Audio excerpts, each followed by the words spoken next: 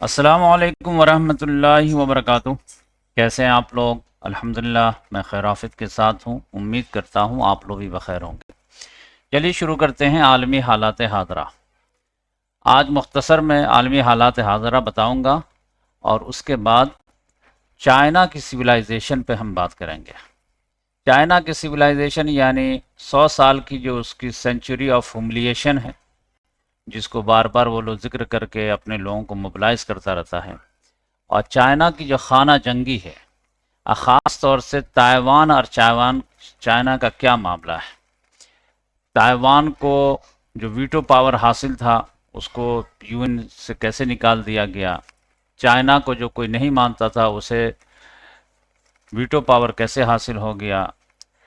America से दोस्ती कैसे हो गई। ये सारी बातें जो है आज इंशाल्लाह करेंगे। तो पहले आज का अपडेट ले लेते हैं, उसके बाद आगे बढ़ते हैं। तो आज की जो है बहुत ज़्यादा कोई अहम खबर नहीं है। डेडलॉक बरकरार है अमेरिका, इसराइल, ईरान में।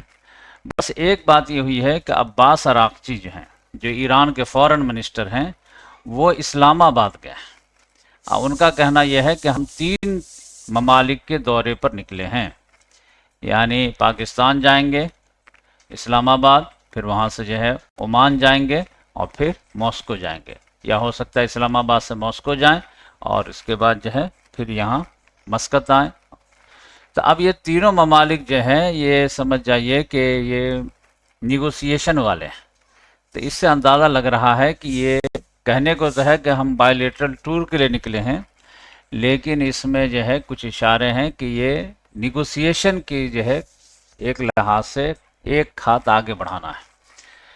अब जैसे ही अब्बास अरागची साहब यहाँ से निकले तो अमेरिका से भी जो है डोनाल्ड ट्रंप ने कहा दामाद को, जेरिड कुशनर को और विटकॉफ को, कि जल्दी से बैग एंड बैगेज तैयार करो और निकल लो इस्लामाबाद के लिए, और जल्दी से जाकर के बात करो बहुत ज़रूरी है। तो वहाँ की जो स्पोक पर्सन है उसने कहा है कि इन दोनों में डायरेक्ट बात होगी और देखिए क्या होता है।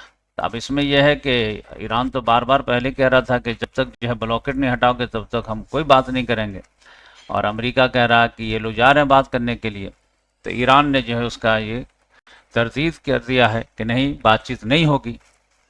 लेकिन मेरे हिसाब से यह है कि बहुत कम चांस है कि अब्बास अरागची साहब जो है जेरिड कुशनर और विटकॉफ के साथ बैठें।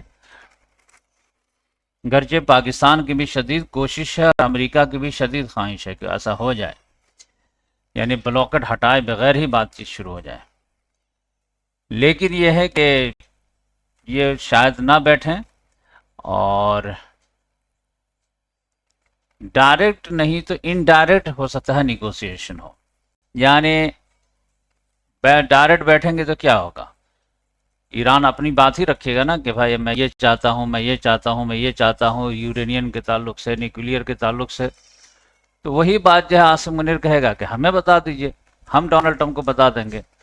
तो अभी आप कहाँ पे खड़े हैं, आपका क्या डिमांड है नहीं है, वो कम से कम इतना तो पता चले, तो फिर अमेरिका उसके बारे में जो है सोच विचार करे। तो ये मेरे हिसाब से जो है इनडायरेक्ट टॉक का जो है एक लिहाज से दरवाज़ा ओपन किया गया है।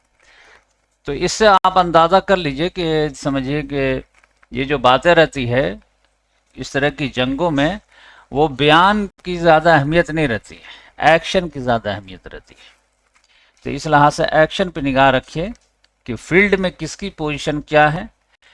अगर जो है बिल्कुल रिलैक्स मूड में है कोई है तो समझिए कि उसके जो है बेहतरीन पोजीशन है, और अगर कोई पैनिक में है तो समझ जाइए कि उसके जो है थोड़ी सी परेशानी बढ़ी हुई है। इधर जो है इसराइल जो है वो बिल्कुल रिलैक्स मूड में है, और वहाँ सर्वे पे सर्वे किया जा रहा है तो सब लोग जंग के ख़्वाह हैं, और ये जो सीज फायर हुआ है इससे बहुत ज़्यादा नाराज़ हैं लोग। इसकी वजह से जो है डोनाल्ड ट्रंप में बेंजामिन नेतन्याहू में काफ़ी तनाव है। अभी आप देखिए लेबनान में जो है उसने कहा कि 3 हफ्ते के लिए हम मज़ीद जो सीज फायर को एक्सटेंड कर देते हैं, लेकिन समझ जाइए कि बेंजामिन नेतन्याहू ने एक लिहाज से उसका इनकार ही कर दिया कि हमारे फौजियों के फ्री हैंड है कि जो चाहे वो अपने हिसाब से कर सकते हैं। और कल आप देख लीजिए वो 6 लोगों को मार दिया है, कहा कि ये सब हिजबुल्लाह के थे। गज़ा में जब बमबारी कर दिया है, 12 लोगों की शहादत हो गई है। तो वो तो उसको तो गोल्डन चांस मिला हुआ है कि अमेरिका की छतरी है, एक पागल जो है प्रेसिडेंट मिल गया है, क्योंकि इससे पहले 3 प्रेसिडेंट को उसने रिक्वेस्ट किया था, यानी जो बाइडेन को भी रिक्वेस्ट किया था, डोनाल्ड इसको जो बराक ओबामा को भी, और जो है बुश वगैरह को भी, सब ने मना कर दिया था कि नहीं, इतना बड़ा मुल्क है ईरान, उस पर हमला करना इतना आसान नहीं है। लेकिन डोनाल्ड ट्रंप तैयार हो गया, तो अब उसका खमियाजा भी भुगत रहा है, अब पूरी दुनिया को भी इसके जो है परेशानी लायक है। अब कल जो है साइप्रस में यूरोपियन यूनियन वालों की भी समिट थी, तो वहाँ उर्सुला वॉन डर लेयन ने भी कहा है कि स्ट्रेट ऑफ हॉर्मुज़ को खोला जाए, निगोशिएशन का रास्ता जो है ओपन किया जाए, और ये सारी चीज़ें हैं। तो अब ये देखिए कि कल ये लोग पहुँचेंगे अमेरिका वाले, और फिर क्या बात होती है नहीं होती है वो देखने की बात होगी। अब अब्बास अरागची साहब जो है उसके पहुँचने से पहले ही निकल जाएं तो एक हार्ड मैसेज होगा, लेकिन अगर जो है उनके आने का इंतज़ार करें, फिर जो है हाँ ना हो, तो समझ जाइए कि दोनों तरफ आग लगी हुई है कि क्या करना है। तो अमन तो अच्छी चीज़ है, लेकिन ये असल में मौक़िफ़ की बात है ना, कि यहाँ पर जो है ब्लॉकेड हटाओ फिर हम आगे बढ़ेंगे, या ब्लॉक ना हटे और फिर बातचीत शुरू हो जाए तो ईरान की कमज़ोरी मानी जाएगी। और अगर ईरान जो है कायम और दायम रहता है तो फिर समझ जाइए कि ईरान की मजबूती है। और मेरे हिसाब से ये डायरेक्ट इनडायरेक्ट भी टॉक वगैरह नहीं होनी चाहिए थी, और पाकिस्तान तो अभी नहीं जाना चाहिए था। ठीक है, मॉस्को चले जाते, ओमान चले जाते, यानी अगर ये मैसेज देना है कि नहीं हम अपने मौके पे बिल्कुल ये हैं, और ये हमारा बायलेटरल एक अलग से जो है मुआहदा हो रहा है, इससे लोग गलतफहमी के शिकार ना हो, तो ये समझिए कि लोग गलतफहमी के शिकार होंगे ही। तो अगर उससे बचना था तो फिर नहीं जाना चाहिए था। बकिया उनका अपना जो है वो हिकमत अमली है, वो अलग बात है। सबसे हार्ड जो है बयान दिया है रशिया का जो फॉरेन मिनिस्टर है, उसने कहा है कि अमेरिका क्या बात करेगा, ये कोई न्यूक्लियर का चक्कर नहीं है, यहाँ पे किसी चीज का चक्कर नहीं है, ये सिर्फ और सिर्फ ऑयल का चक्कर है।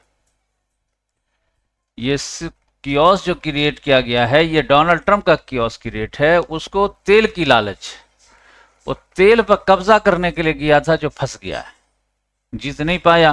तो अब स्टेट ऑफ हॉर्मुज़ है, तो यह है न्यूक्लियर है, तो ये है, तो वो है, सब बात गलत है। एक बात है कि तेल पर कब्जा करना है, डकैती करनी है, उसके लिहाज से वेनेजुएला को जो है ये कर दिया, अब ईरान को ये कर दिया।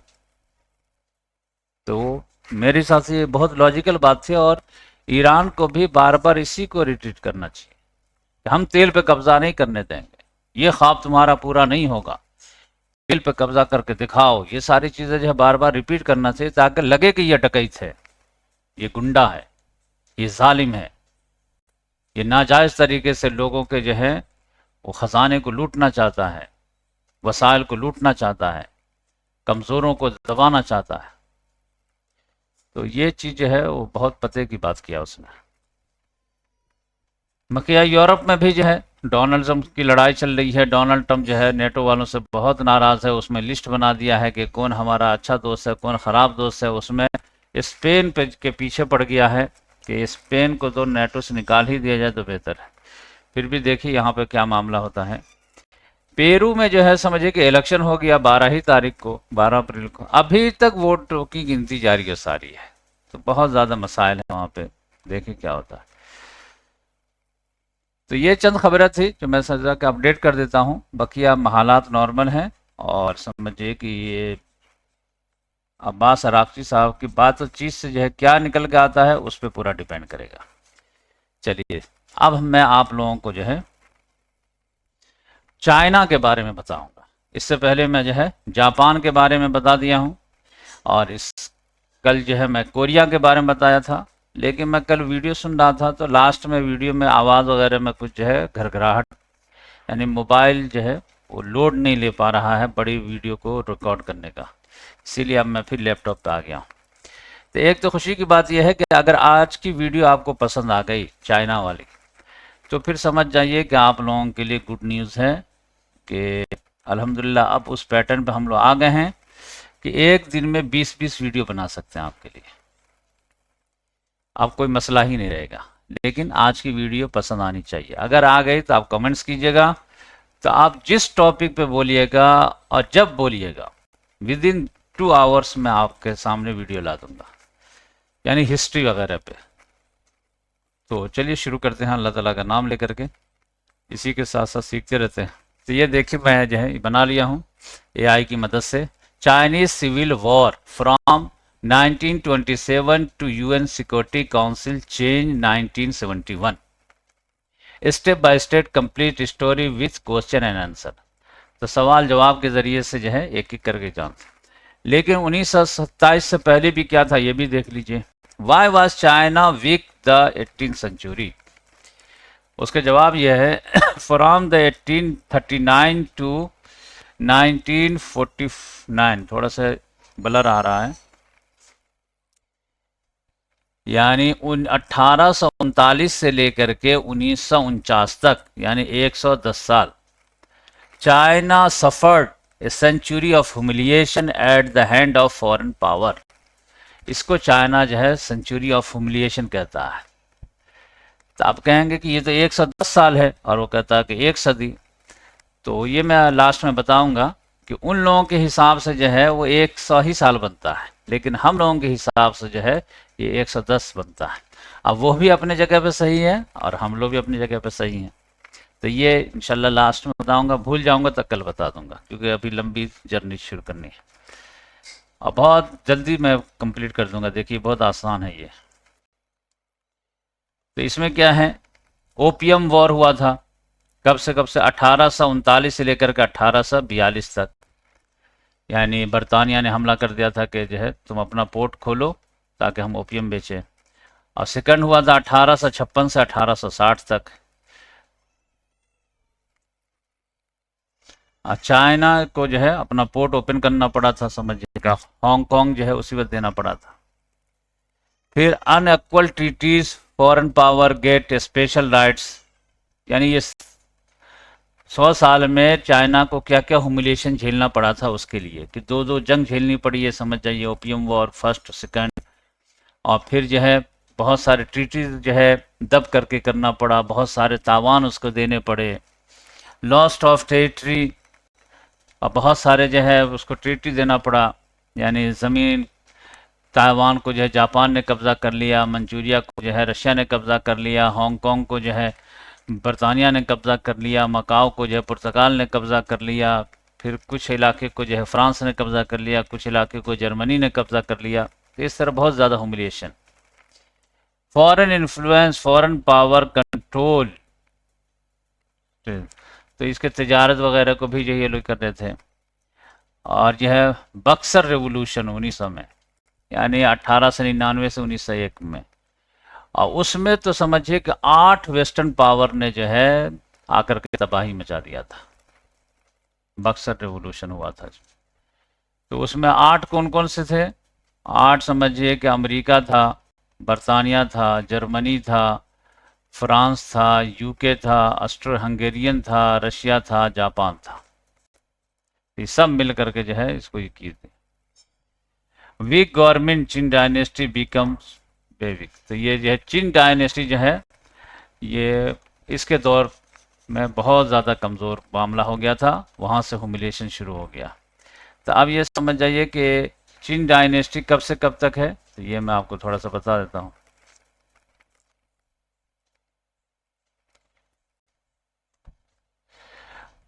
What were the condition before 1927? 1927 से पहले क्या हालत है? जवाब है 1911 से पहले चिन डायनेस्टी वाज ओवरथ्रोन इन 1912। यानी चिन डायनेस्टी जो है ये 1600 कुछ में बनी है और 1911 में ख़त्म हुई है। 1911 से जो है जब चिन dynasty was overthrown in 1912, Republic of China was founded by Sun Yat Sen. तो ये इसने जो इनकलाब लाया था। चिन डायनेस्टी जो 300-400 साल से चली आ रही थी उसको उखाड़ फेंका गया, और वो उखाड़ फेंकने वाला लीडर कौन था? Sun Yat Sen. But the central government was weak, लेकिन कोई मरकजी हुकूमत नहीं थी पूरे चाइना में, बल्कि वॉर लॉर्ड वगैरह थे अपने अपने, different war Lord control different parts of China. यहाँ पे कोई और था तो यहाँ पे कोई और था तो यहाँ पे कोई और था, यहाँ जैसे इंडिया भी बटा हुआ था वैसे ये लोग बटे हुए थे। ये है Sun Yat Sen founded the Republic of China. इसने कोशिश किया था कि बादशाहत को, मोनार्की को ख़त्म करते हैं और चाइना को जो है रिपब्लिक, जमहूरिया बनाते हैं और पूरा चाइना को यूनाइट करते हैं। वॉरलॉर्ड ईरा 1912 से लेकर के 1920 तक। लेकिन जैसे ही बादशाहत ख़त्म हुई तो जमहूरियत की आती कि वॉरलॉर्ड वगैरह आ गए, हर जगह अपना अपना इलाका बना लिए, तो और मुसीबत ही हो गई। इसके बाद जो है what happen in early 20s, 1921 में क्या हुआ है, Chinese communist party was founded in Shanghai. तो मैं आपको बताया कि चिन डायनेस्टी को जो है ख़त्म कर दिया गया 1911 में, उसके बाद जो है रिपब्लिक कायम किया गया 1912 में, लेकिन वो बैकफायर कर गया। एक मरकज़ी हुकूमत बनने के बजाय बादशाहत का कंट्रोल ख़त्म हुआ तो छोटे छोटे वॉरलॉर्ड पैदा हो गए। उसी में जो है समझे 1921 में एक और पार्टी नज़रियाती बुनियाद पर आ गई, कम्युनिस्ट पार्टी के जो है वजूद आया। और यहाँ पर रशिया में भी अब बोल्शेविक रेवोल्यूशन चल रहा था, देखिएगा 1922 में तो सोवियत यूनियन कायम हो जाएगा, तो इस लिहाज से कम्युनिस्ट पार्टी जो चाइना में कायम हुई, शंघाई में। 1923 में जो है कोमिंतान, KMT जो है and CCP made an alliance, first united front. अब इन दोनों ने 1923 में क्या किए, अलायंस बनाए कि ये छोटे छोटे जो ये हैं इस सब को ख़त्म करते हैं और हम दोनों मिल करके जो है पूरे चाइना को यूनाइट करते हैं, वरना इस तरह से तो बल्कनाइजेशन हो जाएगा, तो पूरा चाइना ही, और दुश्मन तो बिल्कुल मुंह खोले खड़े हैं हड़पने के लिए। तो बेहतर यह है कि हम दोनों मिल करके जो है चाइना को एक करते हैं। Their aim was to end warlord rule and make China strong. CCP founded 1921, KMT Kuomintang nationalist party, first united front 1927 से लेकर के 1927 तक। तब यहाँ तो बात समझ में आ गई। बादशाहत कब ख़त्म हुई है, 1911 में। 1911 से लेकर के 20 तक जो मामला था वो वॉरलॉर्ड वगैरह का मामला था। रिपब्लिक नाम की कायम हुई लेकिन कोई काम की नहीं थी। फिर 1921 में कम्युनिस्ट पार्टी कायम हो गई, लेकिन मामला नहीं संभल रहा था, तो कोमिंतान पार्टी, KMT पार्टी और CCP दोनों ने अलायंस कर लिया 1927 में, लेकिन ये ज़्यादा दिनों तक नहीं चली और 4 ही साल के बाद ये टूट गई। What started Chinese civil war, in 1927 Chinese Kai Shek broke the alliance. कियान शेक जो है उसने, जो KMT पार्टी का जो लीडर था, उसने अलायंस को तोड़ दिया। He launch a massacre against communist party in Shanghai. अब वो कम्युनिस्ट पार्टी को ही मारना शुरू कर दिया। उसको डर लगने लगा कि कम्युनिस्ट पार्टी जो नज़रियाती पार्टी है और कहीं हमारी पार्टी को खा ना जाए, तो बात बात पे जो है ज़रा से भी कोई जो है मुखालफत करता था उसको मार ही देता था। इधर सोवियत यूनियन कायम हो गई थी, इसकी वजह से वो बहुत डरता था। This is a considered the start of the Chinese civil war. कियान Kai Shek, leader of nationalist KMT party, तो इसने जो है इत्तेहाद को तोड़ दिया और कम्युनिस्ट पार्टी को मारना शुरू किया, बहुत बुरी तरह मारा। शंघाई मैसेकर 1927 में, यानी अपने ही आदमी को अपने लोग मारते हैं, ये आप समझ सके कैसा मामला है। इसके बाद जो है चौथा सवाल, what did the communist do after 1927। अब जब सिविल वॉर शुरू हो गई है तब क्या हुआ। Communist were surrounded by nationalist. Nationalist party ने, KMT वालों ने कम्युनिस्ट पार्टी वालों को घेर लिया चारों तरफ से। In 1931 they created Soviet era. In 1934 nationalist attack these areas. तो वो समझ जाइए कि इतना मारे इन लोगों को, नेशनलिस्ट वाले ने कम्युनिस्ट वालों को, कि बेचारे लोगों को भागना पड़ा शंघाई से और लॉन्ग मार्च शुरू करना पड़ा शंघाई सोसाइटी। और लॉन्ग मार्च जो है माओ ज़ेडुंग ने शुरू किया, तो वो अभी आपको मैं बताता हूँ कि कितना लंबा था। 1 साल तक वो लोग चलते रहे। Number 5,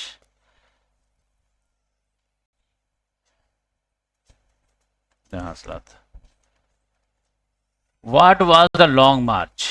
Answer: To escape from nationalist attack, उससे बचने के लिए communist start a long march on October 30, 1934।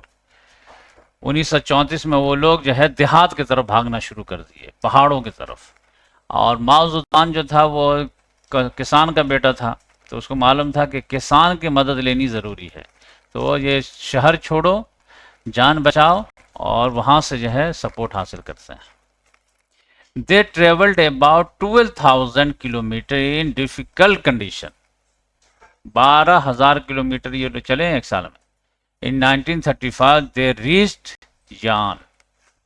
Long मार्च कब से कब तक है ये समझिए, 1934 से लेकर के 1935 तक, 1 साल तक ये चलते रहे। After the long march Mao Zedong became main leader of CCP. तो ये समझ लॉन्ग मार्च के बाद ही माओ ज़ेडुंग जो है बड़ा लीडर बन गया, वरना ये जो है तो बहुत ज़्यादा कम उम्र थी इसकी। 1993 में इसकी पैदाइश है, 1893 में, और 1935 में 34 में ये शुरू हुआ है, तो उस वक्त कितनी उम्र रही होगी इसकी? 34, 41 साल। तो 41 साल तक नजरियाती टीम में तो बहुत कम रहता है, लेकिन जब ये कंप्लीट कर लिया तो ये बड़ा लीडर बन गया एकदम, क्योंकि ये बहुत डिफिकल्ट लॉन्ग मार्च था। 1 लाख लोग निकले थे, लेकिन पहुंचने के बाद सिर्फ जो है 8-10 हज़ार लोग बचे थे, बाकी सब मर गए थे रास्ते। 24 नदी को पार किए, कई कई पहाड़ियों को पार किए, बहुत मुसीबत के साथ, यानी मीराकल है। ये राहुल गांधी तो समझिए रोड रोड से चला था, खाते पीते, तब ये हालत थी। अच्छा, इसके बाद क्या हुआ? इसके बाद ये हुआ, what happened during the Japan invasion. In 1937 Japan invaded China. 1939 में जापान ने जो है हमला कर दिया चाइना पे। बोथ नेशनलिस्ट और communist stop fighting each other temporary, they united to fight against. तो 1927 से ये लोग जो आपस में लड़ रहे थे, एक दूसरे के खून के प्यासे थे। चाइना की अलग मुसीबत आ गई 10 साल बाद 1937 में, वो तो पूरा चाइना ही को हड़पना चाहा। तो ये दोनों कहे भाई पहले हम लोग बचेंगे तब तो लड़ेंगे, तो पहले जो है हम लोग यूनाइट हो जाते हैं, जापान से चाइना को बचाते हैं, अगर बचाने में कामयाब हो गए तो फिर लड़ लेंगे हम लोग। तो दोनों ने कहा कि ठीक है।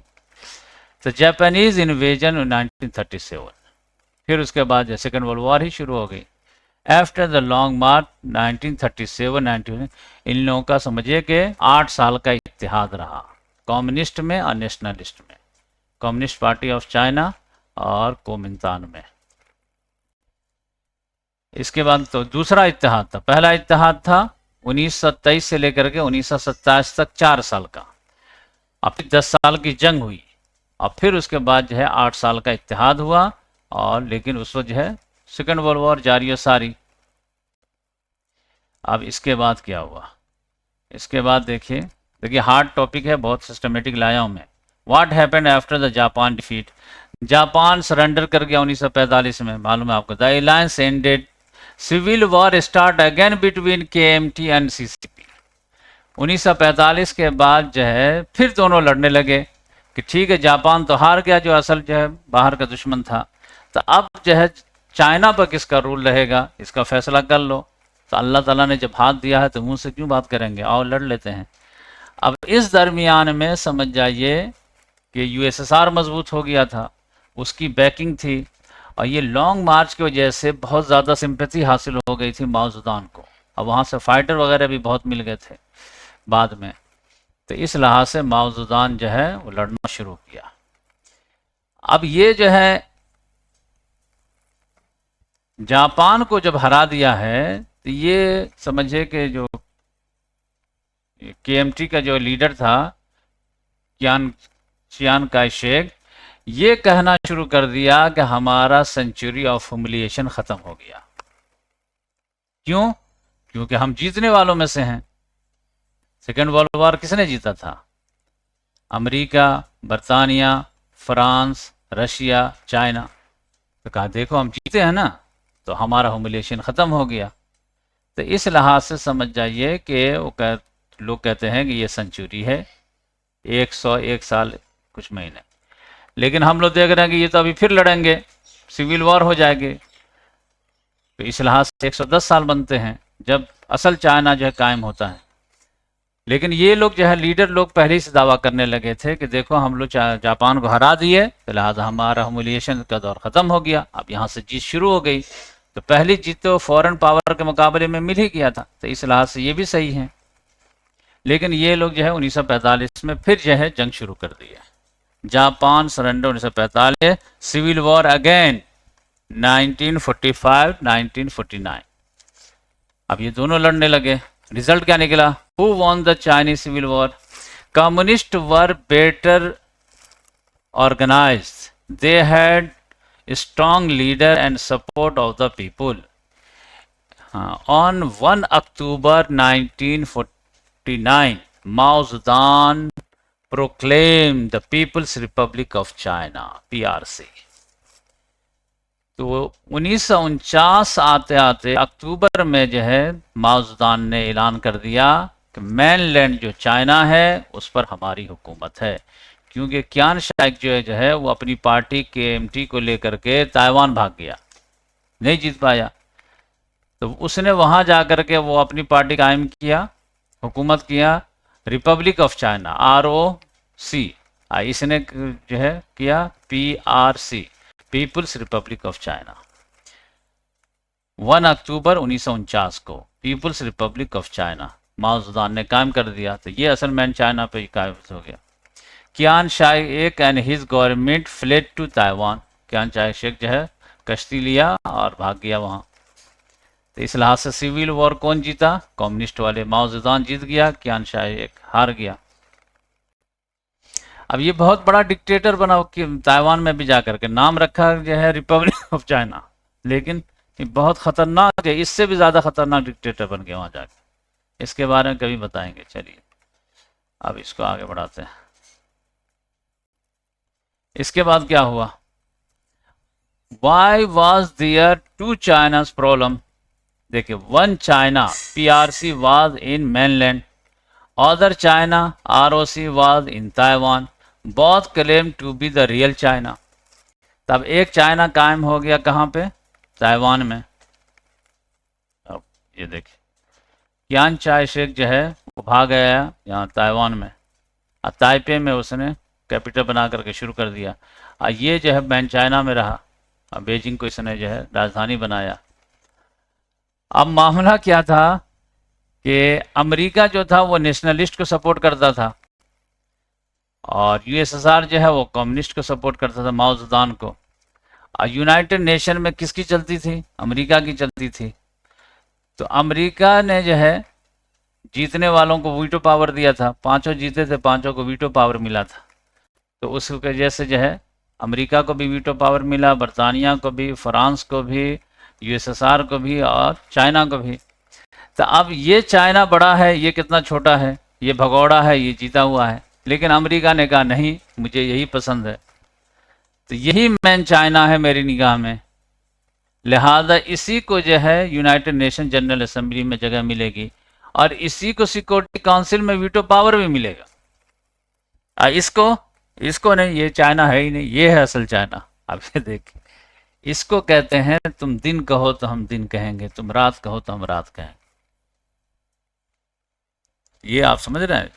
ये मैन चाइना वाले को कोई तस्लीम ही नहीं करते थे, और ये जो है ताइवान चाइना वाले जो है ये कहते ये असल है। और ये समझिए कि 1-2 दिन की बात नहीं है, ये समझ जाइए कि 22 साल तक ऐसा रहा। 22 साल के बाद जो है अमेरिका ने इससे दोस्ती किया। जब माओ ज़ेडुंग की जो है लड़ाई हो गई रशिया से, इख्तलाफ हो गया, तब अमेरिका वालों ने पाकिस्तान की मदद से जो है चाइना से दोस्ती का हाथ बढ़वाया। तो फिर 1971 में जा कर के वहाँ जनरल असेंबली में जो है वोटिंग वगैरह हुई, और उसके बाद जो है इस ताइवान से जो है दोनों चीज़ छीन लिया, यानी मेंबरशिप भी जनरल असेंबली की और सिक्योरिटी काउंसिल की भी, कहा तुम जाओ हटो, और फिर दे दिया दोनों चीज़ चाइना को। और 1972 में जो है फिर अमेरिका के सदर ने यहाँ दौरा किया कम्युनिस्ट गवर्नमेंट को। तो ये आप समझ रहे हैं, तो ये अमेरिका जो चाहे करे। चलिए फिर हम लोग चलते हैं वहीं पे, कहाँ तक हम लोग पहुँचे थे। पीआरसी मेनलैंड चाइना, ये देखिए मेनलैंड चाइना है। आरओसी ये देखिए ये ताइवान है। हु वन, दोनों कह रहा है वी रियल द चाइना, ये कहता है V real the China, both claim the real China. अब चाइना ने कहा वन चाइना पॉलिसी रहेगी, जो मुझसे को मानेगा तो वो चाइना को नहीं मानेगा, मुझसे दोस्ती करना है तो कर लो वरना खुद को गोली मार लो। Who had China sit in the United States before that? When UN was founded in 1945, China's seats were given to ROC Taiwan, Taiwan को दिया गया था। PROC mainland China was not recognized by most countries। बात समझ में, देखिए United nation 1945 में है, ROC ताइवान वाले बैठे हुए हैं, ये अलामती बनवाया हूं मैं। तो ये देखिए many countries did not recognise PRC, mainland China वाले को तो मानते ही नहीं कि तुम कंट्री। अच्छा आगे क्या हुआ, आगे ये हुआ कि what happen in 1971 at the UN. 25 अक्टूबर 1971 को UN General Assembly pass resolution 2758। उसमें क्या था, the seat of China in the UN and security council was given to PRC mainland China. यहाँ पे जो है वो समझ जाइए कि एक से तलाक दूसरे से निकाह। 25 अक्टूबर 1971 UN resolution 2758 adopted, UN seat given to PRC mainland China. अच्छा last, what was the result of this change. PRC became a permanent member of UN Security Council. Taiwan lost the seat. The change was very important step in world politics. पूरा politics ही बदल गया। तो इस लिहाज से जो है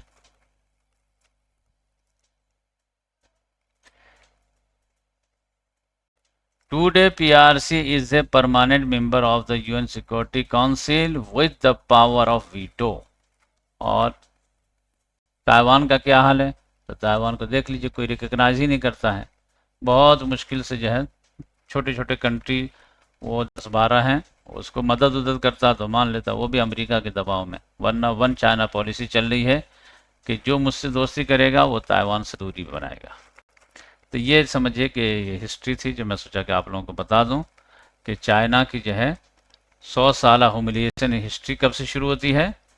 तो अगर आप देखना चाहें तो समराइज में कर देता हूं कि 1839 से ये लोग जोड़ते हैं, 1839 से लेकर के 1949 तक ये उन लोगों की ह्यूमिलिएशन वाले हैं।